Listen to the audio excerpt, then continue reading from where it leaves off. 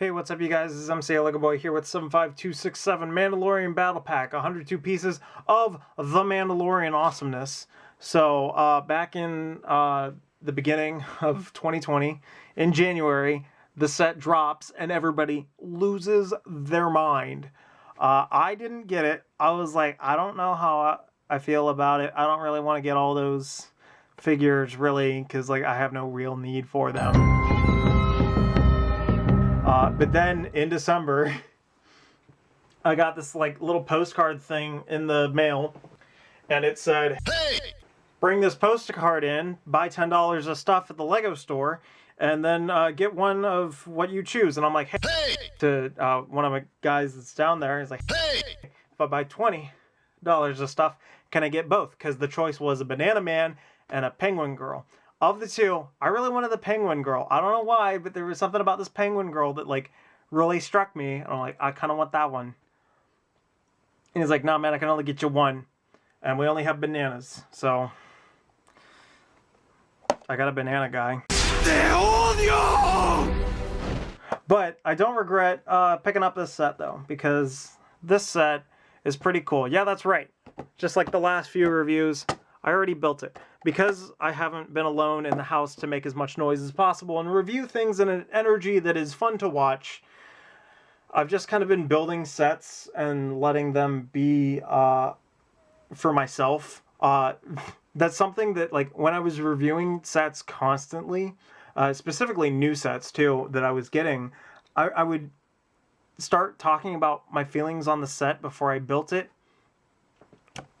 I'd build it, and then within the same hour of me finishing the building the set, I would then like do a review, and it's like that's really not what I should be doing, because I don't have enough time to really mess around with the set.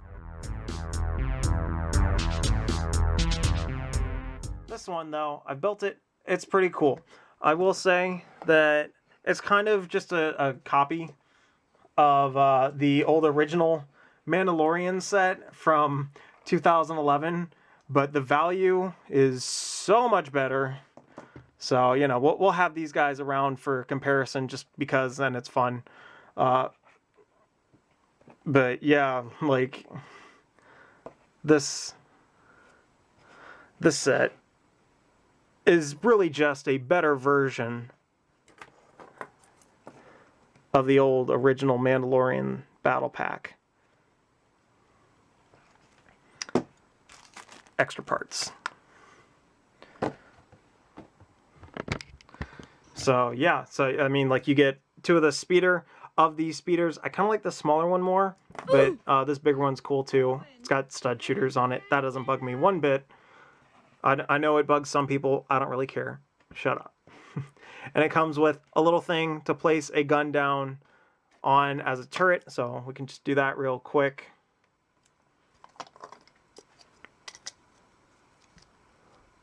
Boom, your Mandalorian has a little gun turret thing. I've stored all of the extra studs back over here because it just, you know, it works, it makes sense for me to do that.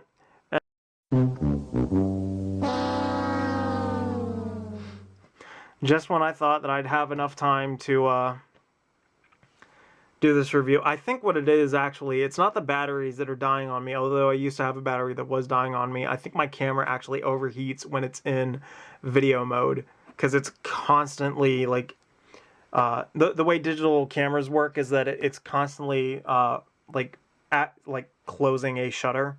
It's just constantly doing something and like updating the sensor in the back of the camera that like shows you all the things that you see on the screen. It's just constantly updating and updating and updating, and I think that's what's kind of overheating my little device. So yeah, you know, you don't get any of these clear pieces, by the way. But yeah, that's basically all there is to say about this set. You get 4 antennas and 4 visors. You get some extra pieces as well that are just nice little 1x1 things, so whatever. But yeah, nothing much to this set. I kind of like this a little bit more than the speeder, and I think it's just because I have this one already, and the reason why I kind of like this one is that it's smaller. you know, this is another one of those instances where Lego is making something a little bigger than it probably should be in order to get sufficient detail on it. Now, this is certainly lacking detail, but I think it's more similar to what you see in the Clone Wars, where this vehicle first appears. So.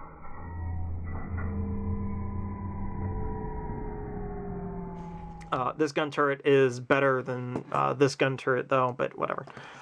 Let's just move everybody off to the side. And move everybody off to the side, because it's minifigure time. If I bring this in closer, is it going to freak out?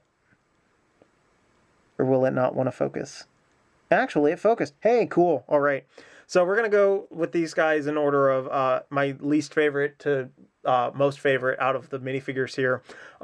They're all good, save for maybe this one, who's first. The only reason why I really don't like him is that he has this big purple splotch on his helmet. There's no purple anywhere else in the sky except for his cheeks, and I'm fine with them being on his cheeks. But this big purple splotch, it just comes out of nowhere. Also, this shade of blue, I don't know. There's just something about it that's just not quite as good to me as some of the other shades. Although I do like his olive cape. By the way, these capes are amazing. I love them. Thinner capes, who knew? What did I do with other... yeah, everything's too far away. I can't just grab a thing with a cape and show you guys. But anyway, you got some detail on his back, so that's cool. All of these minifigures come with a black head. And that's that. So this guy, I don't know, he's not the coolest to me. I think really the biggest thing is that he's got this big purple splotch on his helmet. It looks more like he got hit with a big thing of paint, and less so much that his helmet got damaged and dinged, you know. My next in the lineup from worst to best of figures is Mr. Brown. Mr. Brown is, well, he's consistent. He's brown. He's a brown Mandalorian. I actually don't mind that his helmet is a different color than the rest of his armor. I think that's actually something nice that kind of stands out, and it works. He's got a dark brown cape, or I guess just a regular brown, I don't know. He's got dark brown arms and legs. He's got more brown here. I like that he is consistent in his brownness. He just likes the color brown. He's sticking with it. And I like that he's got a theme going for himself. My next favorite is probably the green girl. This dark blue, the dark green, the regular green, the bright blue on it. Everything works about this for this minifigure. It's pretty good. So yeah, like I really have nothing to complain about. It's really more that, like, you know, there's got to be somebody that's number 2 in a set of 4 minifigures. So yeah, like this one's great. Though I really like it, and I did say that it is the green girl, because this is technically the visor used for female Mandalorians. If we can get this camera to focus in quickly. Yep, there we go. So the way that the visor is shaped determines if there is a male or female under the helmet. I don't know why that is necessarily. I don't mind it. But, you know, I don't think that there would be anything that's, like, restricting anybody from just grabbing a helmet and putting it on like that. I don't know why there is, but there is. Just, like, this little thing that's different. Even the cheeks on them, they have, like, wider cheeks. Like the helmet itself, there's this big chunk of armor that goes along the sides of their faces, and then they've just got this hollow little cheek thing instead of what the men do with, like, the much larger cheeks. So I don't know. And then that leaves gray and orange lady with the sand blue. I don't know what it is, but there's something about this aesthetic that works for me. The antenna, the light bluish gray with the orange highlight, with that little orange highlight on the chest, perfect. That's so good. These legs can be used for a number of characters. I think that's great. and check out the back. It's just more kind of silver and stuff, so pretty cool. And she comes with a black cape. And I think that it is worth noting that like all of these figures, they could be swapped back and forth between one another. All their parts could be mixed and matched. Just for example, this doesn't really look all that terrible. This doesn't quite work as well, but, you know. Who knows? The main issue that you're going to run into... Oh my gosh, where did that helmet go? I lost it. Oh no. Come on. I'm trying to be, like, nice and snappy with this review. Why are things so difficult now? Where the heck did it go? Ow!